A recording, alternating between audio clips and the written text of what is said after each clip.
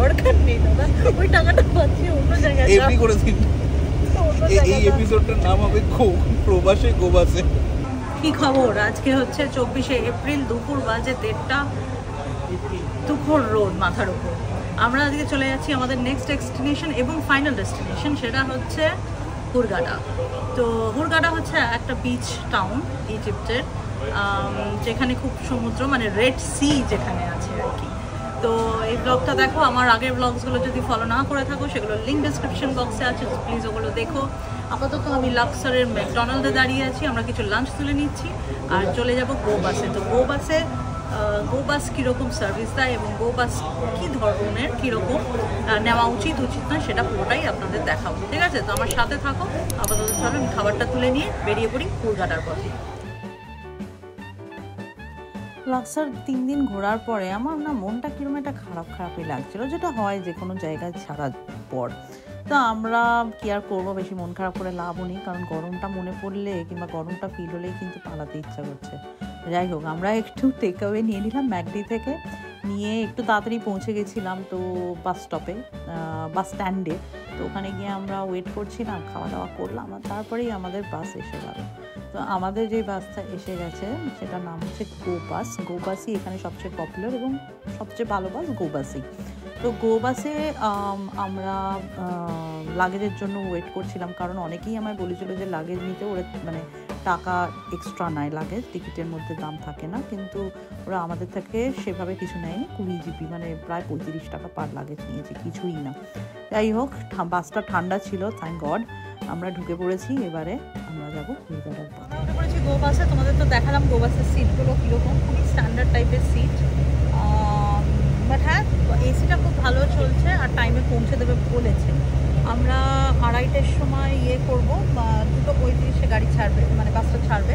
4.5 ঘন্টার জার্নি, 6:30টায় হুরগাডা পৌঁছে যাবো। আমাদের একটাই কারণ এটা নামার, সেটা হচ্ছে লাক্সার টু হুরগাডা ডাইরেক্ট প্লেন নেই, ওটা কায়রো হয়ে যেতে হয়। তো সেটাতে মোটামুটি প্রায় 10 ঘন্টা আমার বেরিয়ে যেত, তাই জন্য আমরা ভাবলাম একদম ডোর টু ডোর 4 ঘন্টায় পৌঁছে যাব, কারণ আমি তো ওয়েটই করতে পারছি না আমার নেক্সট রিসর্টটার জন্য। তো যাই হোক, আমাদের লেগেছে 10 পাউন্ড, মানে 1000 টাকা মতন দুজনের, 500, খুবই রিজনেবল, বুঝতেই পারছো। একটা টয়লেটও আছে, টয়লেটটা কীরকম আমি জানি না, মনে হয় না আমি যাবো, তাই তোমাদের দেখাতে হয়তো পারবো না। বাসটা এমনিতে ভালোই আছে, এসিটা চলছে, পৌঁছে দেবে, আর আমার কিছু দরকার নেই। এখনও ছাড়েনি, আমরা অলরেডি প্রায় 10 মিনিট লেট। তো ইজিপ্ট স্ট্যান্ডার্ডে বোধহয় এটাই এরকম। তো দেখা যাক আর কত লেট হই আমরা। এই ছাড়লো, মানে তোমাদের সাথে কথা বলতে বলতে জাস্ট ছাড়লো, তো 10 মিনিট লেটে ম্যানেজ করে নেবে, 10 মিনিট ম্যানেজ করাই যায়।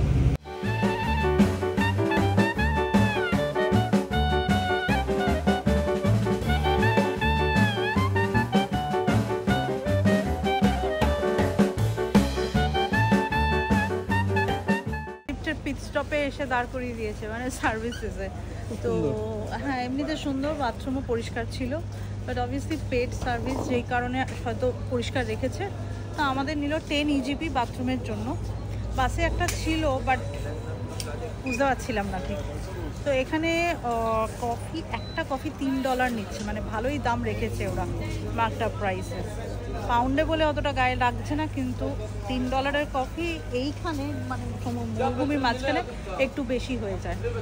আচ্ছা, আমরা নিলাম কি এই একটা প্রিঙ্গেল আর একটা কোক, দুটো মিলিয়ে হয়েছে $3, মানে $1.5 200 ইজিপি। বলেছিল, আমি যত ভিডিও দেখেছিলাম, কি লেখা পড়েছিলাম, সব জায়গায় বলেছে পিস্টপগুলো নাকি ভীষণ এক্সপেন্সিভ। হ্যাঁ বলতে পারো $1.5, এটা জেনারেলি $1 হয় কি 80p হয়, দুটো মিলিয়ে ওরা 50 হয়, কিছুই না। হ্যাঁ, কিন্তু অনেক ইনফরমেশন ভুলভাল দেওয়া থাকে, কিন্তু কিছু বাজের দিকে কিছু ভালোর দিকে, এটা ভালোর দিকে। এবারে যাই গিয়ে খাই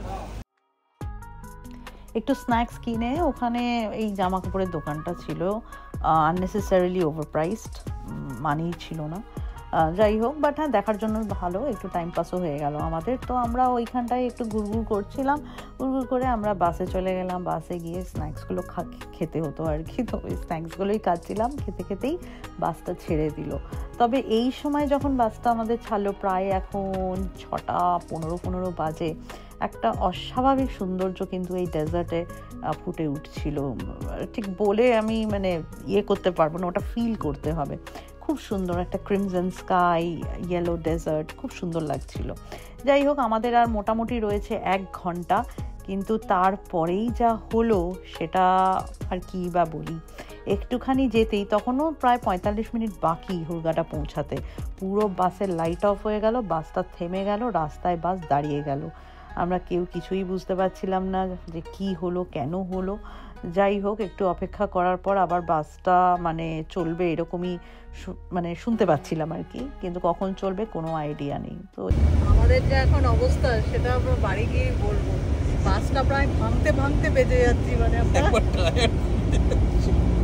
একবার বেশ ছিঁড়ে যাচ্ছে এসি, মানে আমরা বেঁচে আর 5 কিলোমিটার আছে মোটামুটি। ওপরের সিলিং এর যে উইন্ডো আছে সেটা খুলে বেরিয়ে যাচ্ছে। Welcome to Egypt, welcome to Egypt, মানে ইজিপ্ট হচ্ছে একটা মানে সার্কাস, অদ্ভুত সার্কাসের জায়গা। মানে এই এপিসোডটার নাম দাও। খুব এন্থু না থাকলে পিরামিড দিয়ে আসার দরকার নেই দাদা, ওই টাকাটা বাঁচিয়ে অন্য জায়গায় এমনি করে দিন। এই এপিসোডটার নাম হবে প্রবাসে গোবাসে। আসার দরকার নেই ইজিপ্টে, কি ভয়ঙ্কর ব্যাপার স্যাপার। এখন খালাসিটা ওটা ধরে দাঁড়িয়ে আছে। খালাসিটা একটা প্যাসেঞ্জার বোধহয়। না, প্যাসেঞ্জার তাহলে টাকা ফেরত চাইবে খালাসি। এরপরে আবার টিপস চাই এরা প্রত্যেক পদে পদে। ফিরে বাকিটা জানাচ্ছি কি হলো। আমরা অলরেডি 2 ঘন্টা লেটে চলছি। Good evening from Hurghada. আর good evening. Best way to travel করে আমরা এলাম। যা আফটারনুন আর ইভিনিং হচ্ছে ইজিপ্টে। ইজিপ্ট, আমি সত্যি আশ্চর্য যে এত ভ্লগস দেখি, এত ট্রাভেলার্সরা আসে, তারা ভালোটা বলে। মানে হ্যাঁ, আমি অনেক বিদেশিদের ভ্লগস দেখেছি যেখানে ওরা সত্যিটা বলেছে, আর সত্যি তাদের সাথেই ম্যাচ হচ্ছে প্রতিটা জিনিস। মানে এখানে প্রতিটা মুহূর্তে ধাক্কা খাবেন, প্রতিটা মুহূর্তে। যাই হোক, আপাতত ঠাকুর ঠাকুর করে পৌঁছে যাই আমাদের হোটেলে। একটাই শুধু সাজেশন এই মুহূর্তে, পরে গুছিয়ে পিয়া বলবো, যে যতদিন আপনারা এখানে থাকবেন, you should and you can never drop your guard.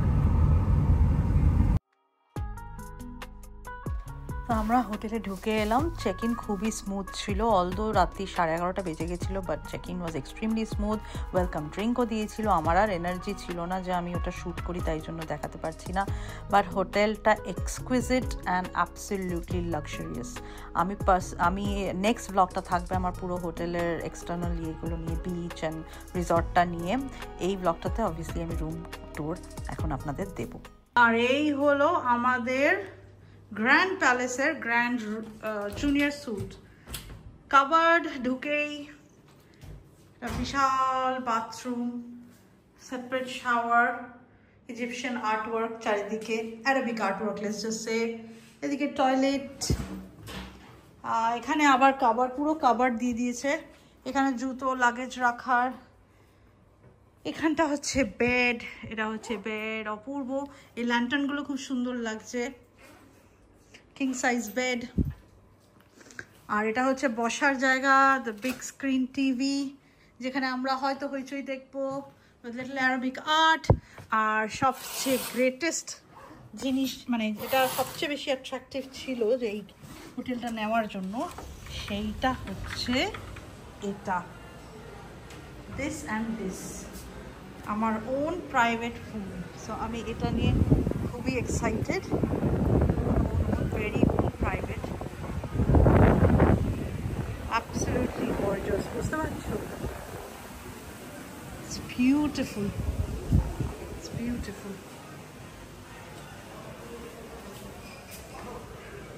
আবার আমি ঘরে ঢুকে গেলাম।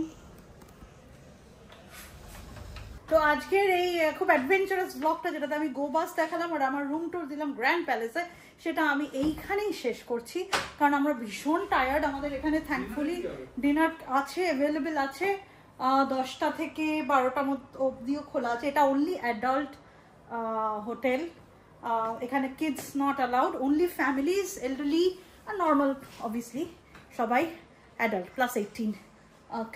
সো ফার্স্ট টাইম আমি একটা +18 হোটেলে থাকছি। জেনারেলি সবসময়তে উইথ চিলড্রেন হয় ইনক্লুসিভ, বাট দেখা যাক। প্রচুর ড্রিঙ্কস ফিঙ্কস হ্যান ত্যান অনেক কিছু ওরা দিয়েছে, বাট যাই হোক আপাতত আমরা একটু ফ্রেশ হই, ইয়েতে যাই, খেয়ে নিই, অ্যান্ড দেন কালকে তোমাদের সাথে পরের ব্লগে আবার তোমাদের সাথে কথা হবে, ঠিক আছে? আর হ্যাঁ, ইজিপ্টের গো বাস নিও না। চলো টাটা। আর আমার আগের ব্লগসগুলো না দেখে থাকলে প্লিজ দেখে নিও। টাটা। আগামী পর্ব হবে আমার শেষ পর্ব ইজিপ্ট ট্রাভেল সিরিজ থেকে, তো অবশ্যই দেখতে কিন্তু ভুলবেন না, যেখানে থাকবে এই ফ্যান্টাস্টিক রিসর্টের পুরো ট্যুর এবং খাওয়া দাওয়া, আমরা কি করলাম এই সবই থাকবে, ঠিক আছে? তো অবশ্যই সাপোর্ট করবেন, আর এই ভিডিওটাও ভালো লাগলে একটা ছোট্ট করে লাইক করে দেবেন, অফকোর্স শেয়ার করবেন, আমার প্লেলিস্ট তো আছেই আমার চ্যানেলে। And thanks a lot for supporting me. By.